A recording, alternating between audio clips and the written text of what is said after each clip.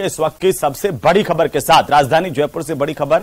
Rajasthan roadways कर्मचारी आज प्रदर्शन करेंगे। रोडवेज संयुक्त मोर्चा के बैनर तले यह प्रदर्शन किया जाएगा, जिसमें सिंधी कैंप बस स्टैंड के बाहर डिपो पर दोपहर को 2 बजे रोडवेज कर्मचारी हल्ला बोल प्रदर्शन करेंगे। पुतला दहन करके रोडवेज कर्मी विरोध प्रकट करेंगे। रोडवेज को सरकारी विभाग बनाने की मांग की जा रही है। अब तक सरकार ने कर्मचारियों की बात नहीं सुनी, ऐसा इन कर्मचारियों का कहना है और इसी को लेकर के ये लगातार प्रदर्शन की राह पर है। 5 सितंबर को रोडवेज कर्मी बसों का चक्का जाम भी करेंगे, इस बात का ऐलान भी किया जा चुका है। आसिफ हमारे सहयोगी ऑनलाइन पर जुड़ चुके हैं। आसिफ, क्या जानकारी, आज भी रोडवेज कर्मी हल्ला बोल प्रदर्शन करने वाले हैं? बिल्कुल हेमंत, रोडवेज जो संयुक्त मोर्चा है जिसमें रोडवेज कर्मी मौजूदा नियमित कर्मचारी भी शामिल हैं और जो रिटायर्ड कर्मचारी हैं वो भी शामिल हैं। ये पिछले कई दिनों से अलग अलग चरणों में इन्होंने विरोध प्रदर्शन की एक स्ट्रेटेजी तैयार की, एक रणनीति तैयार की है। उसी के तहत इससे पहले इन्होंने जो है ढोल बजाओ सरकार जगाओ, उससे पहले इन्होंने जो है एक दूसरा प्रदर्शन किया और अब जो है पुतला दहन प्रदर्शन सिंधी कैंप, जो कि राज्य का सबसे बड़ा बस स्टैंड है, वहां पर ये प्रदर्शन किया जाएगा। ये लगातार सरकार से ये गुहार लगा रहे हैं कि इनकी तनख्वाहें समय पर दी जाए, इनकी पेंशन समय पर दी जाए और जो निगम है, जो राजस्थान रोडवेज निगम है, उसे प्रॉपर सरकारी विभाग का दर्जा दिया जाए ताकि इनकी समस्याओं का जो है वो समाधान हो सके। इसी कड़ी के अंदर आज ये पुतला दहन का जो है वो प्रदर्शन करने वाले। इनका कहना है कि सिंधी कैंप के ऊपर प्रदर्शन करने से आवाज सरकार तक पहुंचती है, क्योंकि ये राज्य का सबसे बड़ा बस स्टैंड है और ये प्रदर्शन आज दोपहर 2 बजे सिंधी कैंप बस स्टैंड पर होगा। और इसके बाद 5 सितंबर को इन्होंने जो है वो रोडवेज के चक्का जाम करने की घोषणा की है। लेकिन साथ ही साथ इनका ये भी कहना है कि अगर 5 सितंबर से पहले सरकार उनकी मांगे सुन लेती है और कोई ठोस समाधान निकाल लेती है तो 5 सितंबर का चक्का जाम टाल भी सकते हैं। लेकिन फिलहाल इस लंबे प्रदर्शन के दौरान अब तक इनकी सरकारी किसी नुमाइंदे से, इवन विभाग के साथ भी कोई बातचीत नहीं हुई है, इसलिए इनका प्रदर्शन जो है वो लगातार जारी है। बिल्कुल आसिफ, चलिए बहुत शुक्रिया तमाम जानकारी के लिए। लगातार अपडेट हम आपसे लेते रहेंगे। तो 5 सितंबर को रोडवेज कर्मचारी बसों के चक्का जाम का ऐलान भी कर चुके हैं और उससे पहले दोपहर को 2 बजे एक बड़ा प्रदर्शन करने जा रहे हैं पुतला दहन को लेकर के, और ये सिंधी कैंप बस स्टैंड पर किया जाएगा।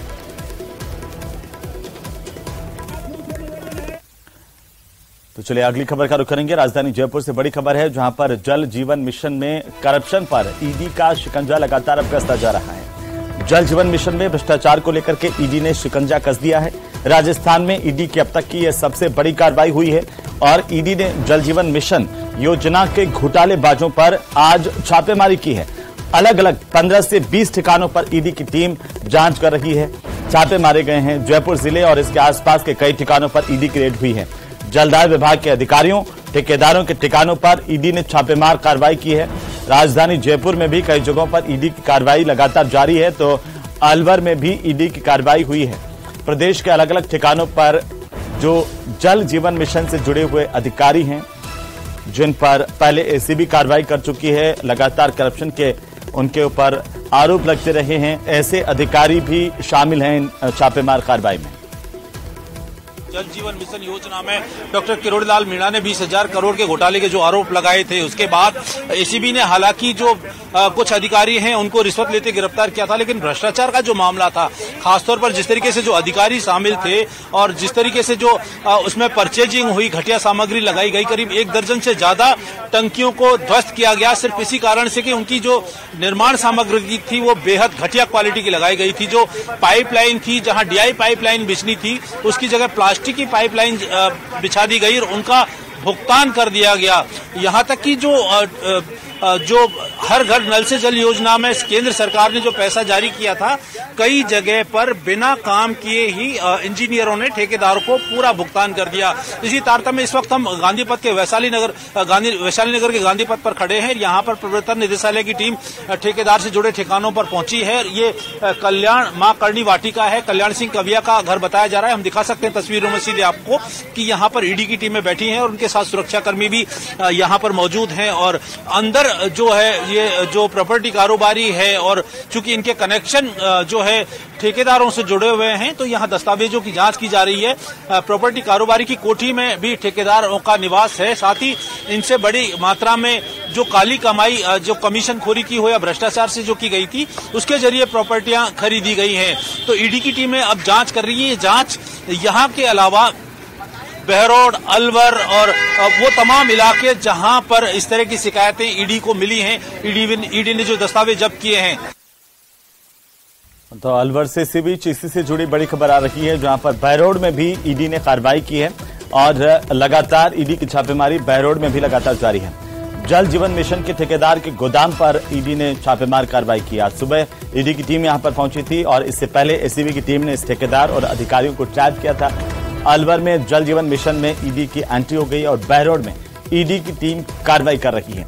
जलदाय विभाग के दफ्तर में भी कार्रवाई की जा रही है। माया लाल सैनी जो कि अधिशासी अभियंता और इसके आवास और कार्यालय पर सर्च ऑपरेशन ईडी का इस वक्त चल रहा है। जल जीवन मिशन ठेकेदार के गोदाम पर यह कार्रवाई ईडी की चल रही है। एसीबी की टीम की ओर से ऐसे ठेकेदारों अधिकारियों को पहले ट्रैप किया जा चुका है। और राजधानी जयपुर से इस वक्त की यह सबसे बड़ी खबर हम आपको बता रहे हैं। ईडी की एंट्री आज प्रदेश में है। सुबह से ही कई ठिकानों पर कार्रवाई चल रही है।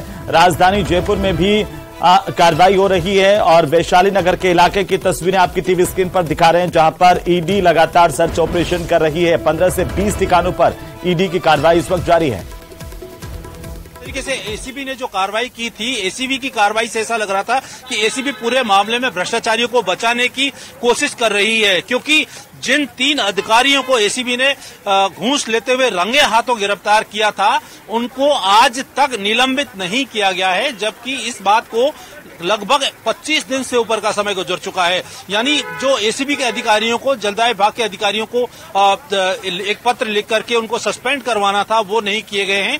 यानी कहीं ना कहीं एसीबी भ्रष्ट अधिकारियों की पैरवी करती हुई नजर आ रही है। हमने एसीबी के वरिष्ठ अधिकारियों से बातचीत की थी, लेकिन एसीबी पूरे मामले पर लीपापोती करती हुई नजर आई है अभी तक। अब चूंकि ईडी ने इस मामले में एंट्री की है और जो मायालाल सैनी, प्रवीण और जो दूसरे जो भ्रष्ट अधिकारी थे जो घूस लेते हुए गिरफ्तार हुए थे, उनके प्रेमाइसेस पर अब ईडी ने जो है रेड डाली है। साथ ही ईडी अब उन भ्रष्ट अधिकारियों को गिरफ्तार भी कर सकती है, क्योंकि अभी तक एसीबी ने जो कार्रवाई की थी उससे मामला संदिग्ध नजर आ रहा था कि कैसे भ्रष्टाचारियों के ऊपर कार्रवाई हो पाएगी। अब जो भ्रष्ट अधिकारियों के साथ साथ वो ठेकेदार जिन पर एसीबी ने अभी तक शिकंजा नहीं कसा था, जिस काम के एवज में घूस ली गई थी, उसकी जांच तक एसीबी ने नहीं की थी, उसकी जांच अब एसीबी करेगी। क्योंकि मामला सिर्फ भ्रष्ट अधिकारियों का नहीं था, मामला भ्रष्टाचार का था। सवाल उस पैसे का था जो केंद्र और राज्य सरकार ने जनता के लिए दिया था, लेकिन जनता के लिए जो पैसा दिया गया था उसके भ्रष्टाचार की जांच एसीबी ने बिल्कुल नहीं की और अधिकारियों को गिरफ्तार करके कुछ दस्तावेजों को ही पकड़ा था। उसके बाद उन दस्तावेजों में किस तरह के कारनामे हुए, इसकी जांच एसीबी ने नहीं की। अब से पहले भी एसीबी की कार्रवाई पर इसलिए सवाल खड़े हुए थे क्योंकि जो मुख्य अभियंता मनीष बेनीवाल है, उनको 10 लाख रुपए की रिश्वत लेते हुए एसीबी ने गिरफ्तार किया था और अब उनकी पैरवी नहीं करने के कारण, कमजोर पैरवी करने के कारण उनको कोर्ट से जो है जमानत पर रिहा कर दिया गया है। यानी कहीं ना कहीं राज्य की एजेंसियां भ्रष्टाचारियों को बचाने के कवायद में जुटी हैं, जो साक्ष्य बता रहे हैं और अभी तक की जो कार्यप्रणाली है, जिस तरीके से कार्रवाई की है, इस कार्रवाई में यह साफ प्रतीत होता है कि अब यह मामला बहुत लंबा जाएगा, इसमें बड़े मगरमच्छ फंसेंगे। हम आपको बताना चाहेंगे कि फर्जी दस्तावेजों से जो टेंडर हासिल करने का मामला है, एसीबी ने और जो राज्य सरकार ने अब तक कार्रवाई की है, सिर्फ 5 फर्जी सर्टिफिकेट पर कार्रवाई की है, जबकि लगभग 1 दर्जन से ज्यादा फर्जी सर्टिफिकेट पर कार्रवाई होना अभी भी बाकी है, जिस पर राज्य सरकार ने और जलदाय विभाग ने पूरी तरीके से चुप्पी साधी हुई है। जल जीवन मिशन योजना में राजस्थान में हर घर में पानी का कनेक्शन लगना है और इसके लिए 45% राज्य सरकार देगी और 45% केंद्र सरकार के साथ साथ 10% जनता का भी पैसा लग रहा है। लेकिन राज्य सरकार के जो अधिकारी हैं और जो ठेकेदार हैं वो जिस तरीके से इस पूरे मामले में लीपापोती कर रहे हैं, हमने दूधू में दिखाया था कि बिना टेंडर, बिना उसके और टंकी खड़ी कर दी गई। बाद में जलदाय बाग की जांच में इस बात की पुष्टि भी हुई और घटिया सामग्री साबित हुई, उन टंकियों को ध्वस्त किया गया। इसके अलावा जिस तरीके से शाहपुरा हो, बहरोड हो, यहाँ पर घटिया सामग्री का उपयोग किया गया। पुराने पाइपलाइन जो हरियाणा के सरकारी पाइप थे, उनको ठेकेदारों ने जो है चोरी के पाइपों को खरीदा था और नए पाइपों का, ब्रांडेड कंपनी के पाइपों का भुगतान इस मामले में ठेकेदारों ने उठाया है। भुगतान किया अधिकारियों ने, यानी जितने दोषी ठेकेदार हैं इस भ्रष्टाचार में, उससे ज्यादा अधिकारी भी हैं और इनको जो संरक्षण दे रहे हैं सरकार के जो प्रतिनिधि हैं, वो भी इस भ्रष्टाचार में बराबर से लिप्त हैं। चूंकि ये मामला अब तक राजस्थान में डॉक्टर किरोड़ीलाल जो मीणा ने जिस तरीके से जो आरोप लगाए थे कि 20,000 करोड़, लेकिन उससे भी ज्यादा है। जो दोषी होगा, प्रमाणित होगा, उसके खिलाफ कार्रवाई की जाएगी। राज्य सरकार द्वारा किसी को नहीं बख्शा जा रहा है। इस मामले में गणपति ट्यूबवेल कंपनी और श्री श्याम ट्यूबवेल कंपनी के लाइसेंस निलंबित कर दिए गए हैं। 900 करोड़ के उसके जो टेंडर फर्जी दस्तावेजों से हासिल किए थे, उनको भी रद्द कर दिया गया है। तो अलवर से इस वक्त की बड़ी खबर हम आपको बता दें, राजधानी जयपुर के साथ साथ अलवर के बहरोड में भी इस वक्त कार्रवाई चल रही है और एसीबी की टीम ने यहां पर पहले ट्रैप की कार्रवाई की थी इस अधिकारी के खिलाफ और उसी अधिकारी के आज आवास और दफ्तर पर पहुंची है ईडी की टीम। सहयोगी राजेंद्र हमारे साथ अलवर से जुड़। जयपुर में ईसीबी की टीम ने कार्रवाई की थी जिसमें जलदाय विभाग बहरोड के अधिशासी अभियंता मायालाल सैनी और कनिष्ठ अभियंता सहित ठेकेदार और दलाल को 4,70,000 रुपए के रिश्वत के साथ साथ गिरफ्तार किया गया था। उसके बाद उस दौरान ईसीबी की टीम भिवाड़ी के द्वारा सर्च ऑपरेशन इसी दफ्तर और आवास में की थी, जहां पर अब फिलहाल ईडी की कार्रवाई चल रही है। ईडी की टीम आज सुबह करीब 7 बजे के आसपास वहां पहुंची और ईडी के में जयपुर और गुजरात के जो अधिकारी हैं वो इस टीम में शामिल हैं। बताया जा रहा है दिल्ली एनसीआर से भी अधिकारी के 2 अधिकारी हैं, उनको बुलाया गया था।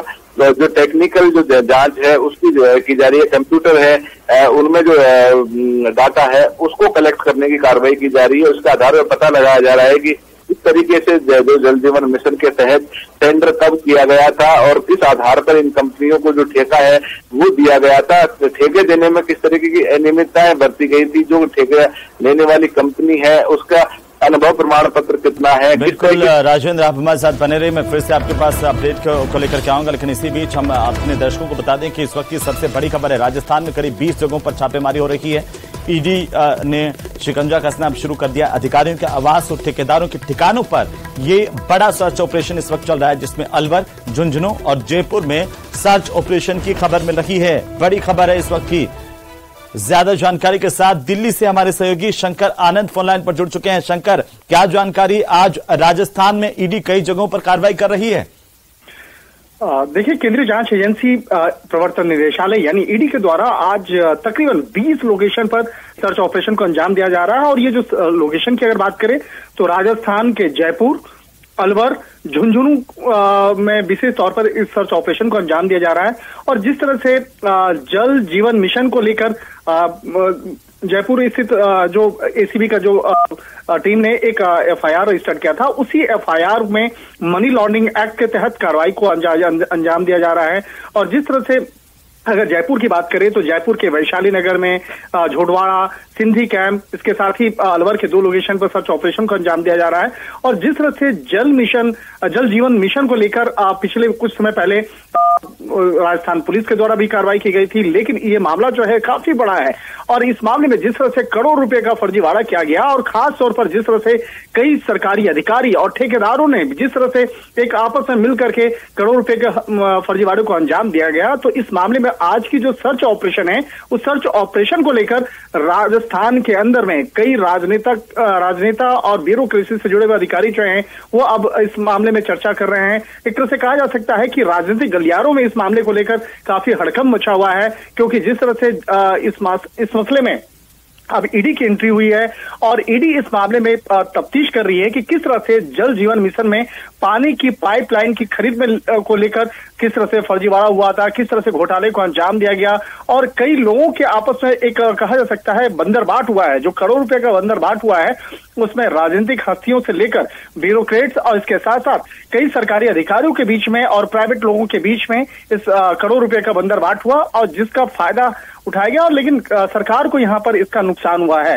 लिहाजा इस मामले में आगे की तफ्तीश की जा रही है और कहा जा सकता है कि इस मामले की तफ्तीश का दायरा जैसे जैसे आगे बढ़ता जाएगा कई और भी खुलासे देखने को मिल सकते हैं। जी बिल्कुल शंकर, चलिए बहुत शुक्रिया तमाम जानकारी के लिए। कई जगहों पर ईडी का सर्च लगातार जारी है और इसी बीच हम आपको बता दें इस वक्त की सबसे बड़ी खबर, जहां पर राजस्थान में अलवर, झुंझुनू, जयपुर में खासतौर पर वैशाली नगर, झोटवाड़ा और सिंधी कैंप का इलाका, जहां पर ईडी की टीमें अलग अलग जगहों पर इस वक्त सर्च ऑपरेशन चला रही है, कार्रवाई की जा रही है और उम्मीद की जा रही है कि इस सर्च ऑपरेशन से कई अहम खुलासे होंगे। राजस्थान में भ्रष्टाचार की नई परतें खुल सकती हैं, बड़े खुलासे हो सकते हैं। कई नेताओं के नाम भी इसमें शामिल बताए जा रहे हैं, अधिकारियों के साथ साथ, जिसमें करप्शन का एक बड़ा खेल रचा गया। जल जीवन मिशन, जिसको लेकर के अब ईडी सक्रिय नजर आ रही है। अलवर, झुंझुनू और जयपुर, 3 जगहों पर, अलग अलग लोकेशन पर 20 से ज्यादा जगहों पर ईडी की छापेमार कार्रवाई इस वक्त चल रही है। सुबह से ही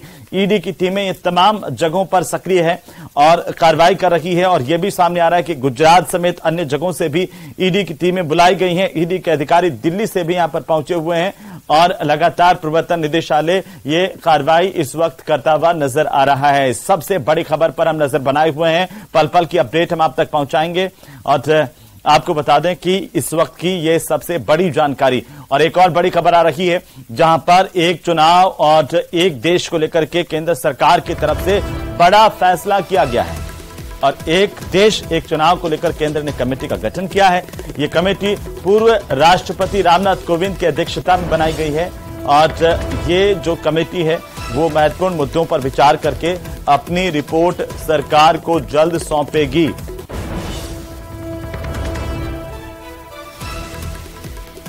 हो सकता है कि चुनाव के लिए, जल्दी चुनाव कराने के लिए, और तमाम मीडिया और अखबारों में मैं देख रहा हूं कोई कहता 1 नेशन 1 इलेक्शन, ये सब अटकलें हैं। सच्चाई क्या है एक ही 2 लोग जानते हैं, चूंकि इस देश के अंदर तानाशाही चल रही है। बीजेपी के नेताओं को भी नहीं पता होगा, 1-2 व्यक्ति सोचते हैं और पूरा लागू हो जाता है।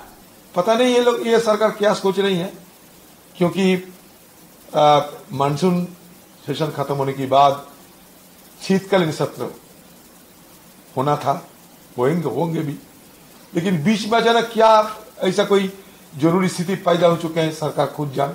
मुझे लगता है नया कोई ढिढोरा पीटने का कोई अवसर मिलेगा। ये नहीं हो सकता है, ये भारत के संविधान के खिलाफ होगा, क्योंकि फेडरलिज्म भारत के संविधान के बेसिक स्ट्रक्चर का हिस्सा है। और दूसरी बात यह है कि बीजेपी के पास राज्यसभा में मेजॉरिटी नहीं है। तीसरी बात उसमें यह निकलेगी कि बहुत से अपोजिशन रूल्ड स्टेट्स हैं जो इस बात को कबूल नहीं करेंगे, क्योंकि कर्नाटक में हालिया इलेक्शन हुआ, क्यों दूसरे स्टेट्स करेंगे। तो 1 नेशन 1 इलेक्शन मेरे लगता है कि अनकॉन्स्टिट्यूशनल होगा। तो चलिए आगे बढ़ेंगे और इसी बीच बड़ी खबर हम आपको बता दें राजधानी जयपुर से, जहां पर नर्सिंग कर्मचारियों की ओर से लगातार प्रदर्शन का सिलसिला है। राजस्थान नर्सेज संयुक्त संघर्ष समिति की ओर से अनशन किया जा रहा है।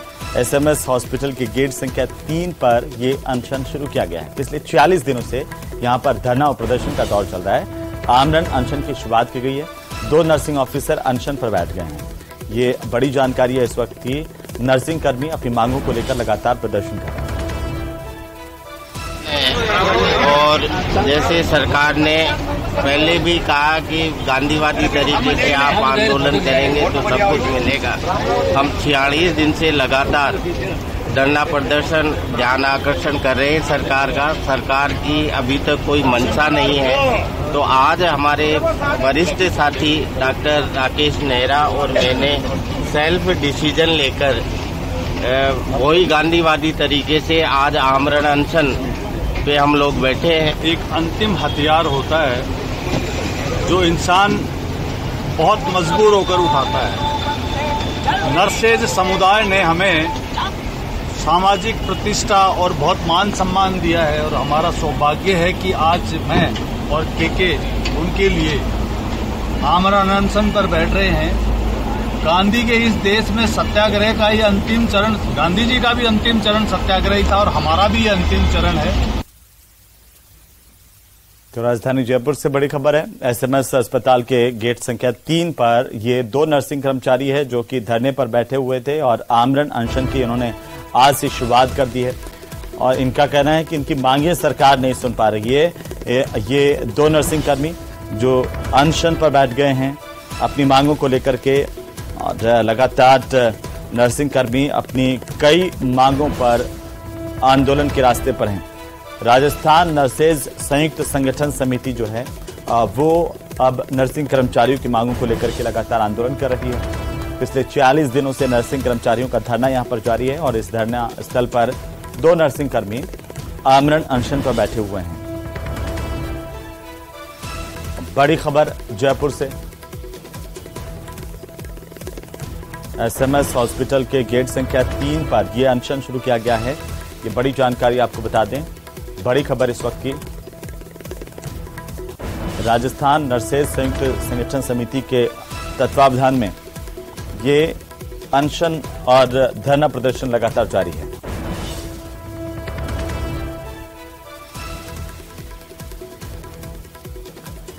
तो चलिए अगली खबर का हम रुख कर लेते हैं। राजधानी जयपुर से बड़ी खबर मिल रही है। मुख्यमंत्री अशोक गहलोत आज प्रदेश के अलग अलग हिस्सों के ताबड़तोड़ दौरे पर है और सबसे पहले सीएम अशोक गहलोत पहुंचेंगे आज दोपहर को 12 बजे दूदू। यहां पर दूदू में जिला बनने के बाद पहली दफा मुख्यमंत्री अशोक गहलोत पहुंच रहे हैं। दूदू ग्रामीण ओलंपिक खेल प्रतियोगिता का अवलोकन सीएम अशोक गहलोत करेंगे दूदू में और सीएम का भव्य स्वागत यहां पर किया जाएगा। दूदू प्रदेश का सबसे छोटा जिला बना है और इसके बाद मुख्यमंत्री अशोक गहलोत पहली बार दूदू पहुंचेंगे। जाहिर है कि यहां पर जोरदार स्वागत होगा। सीएम अशोक गहलोत इसके बाद दोपहर को 2 बजे पहुंचेंगे ब्यावर। यहां पर भी सीएम ग्रामीण ओलंपिक खेलों का अवलोकन करेंगे और शाम को 4 बजे मुख्यमंत्री का भीलवाड़ा के गुलाबपुरा पहुंचने का कार्यक्रम है। स्थानीय कार्यक्रम में सीएम अशोक गहलोत आज शिरकत करेंगे। भीलवाड़ा में ही रात्रि विश्राम करेंगे और शनिवार को सुबह यानी कि कल 11:30 बजे पहुंचेंगे सीएम नीमका थाना और सीएम यहां पर भी ग्रामीण ओलंपिक खेलों का अवलोकन करेंगे। 2 दिन का प्रदेश का ताबड़तोड़ दौरा है मुख्यमंत्री अशोक गहलोत का। यहां पर नीमका थाना में विकास कार्यों का लोकार्पण शिलान्यास करने का कार्यक्रम भी है। सीएम अशोक गहलोत कल शाम को 4 बजे पहुंचेंगे गंगापुर सिटी। यहां पर ग्रामीण ओलंपिक खेलों का अवलोकन करेंगे और कल शाम को 6 बजे सीएम का फिर से राजधानी जयपुर पहुंचने का कार्यक्रम है। इस तरीके से 2 दिन का यह ताबड़तोड़ दौरा है मुख्यमंत्री का। प्रदेश के अलग अलग हिस्सों में शुरुआत दूदू से हो रही है और इसके बाद भीलवाड़ा में आज रात्रि विश्राम है।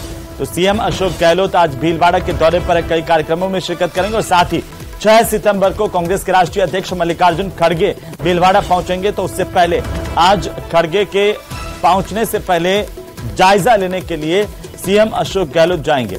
कांग्रेस के राष्ट्रीय अध्यक्ष के दौरे की तैयारियों का जायजा लेंगे। 6 सितंबर को मल्लिकार्जुन खड़गे का कार्यक्रम है। चलिए आगे बढ़ेंगे और इसी बीच बड़ी जानकारी है ईडी के कार्रवाई को लेकर के और जल जीवन मिशन में करप्शन को लेकर के इस वक्त की सबसे बड़ी खबर है। ईडी ने अपना शिकंजा कस दिया। जलदाय विभाग के ठेकेदार और ठिकानों पर ईडी की छापेमारी इस वक्त चल रही है। अलग अलग जगहों पर ईडी कार्रवाई कर रही है और अब तक 3 करोड़ की ब्लैक मनी जब्त की जा चुकी है। सबसे बड़ी खबर हम आपको बता रहे हैं, प्रदेश में ईडी की कार्रवाई और इसी से जुड़ी इस वक्त की सबसे बड़ी खबर है। 3 करोड़ से ज्यादा की अवैध संपत्ति ब्लैक मनी जब्त की गई है। सहयोगी राकेश शर्मा हमारे संवाददाता राजधानी जयपुर से फोन लाइन पर जुड़ चुके हैं। राकेश, क्या अपडेट है इस वक्त ईडी की कार्रवाई को लेकर के?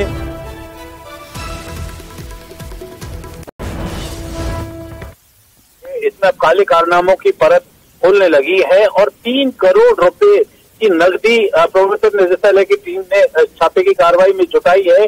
और इस छापे की कार्रवाई जयपुर अलवर जिले में जो जल जीवन मिशन योजनाएं हैं इससे जुड़े जो लोग हैं उनके ठिकानों पर की जा रही है और खासतौर पर जलदाय विभाग के ऐसे अधिकारी जो इस पूरे भ्रष्टाचार में लिप्त हैं, ऐसी फर्म है जिन्होंने गड़बड़ी की है। साथ ही न्यूज 18 राजस्थान ने जिस तरीके से ये एक्सपोज किया था कि किस तरीके से पुराने पाइपों को ठेकेदार दूसरे राज्यों से खरीद कर ला रहे हैं और चोरी के जरिए इन पाइपों को लगा रहे हैं।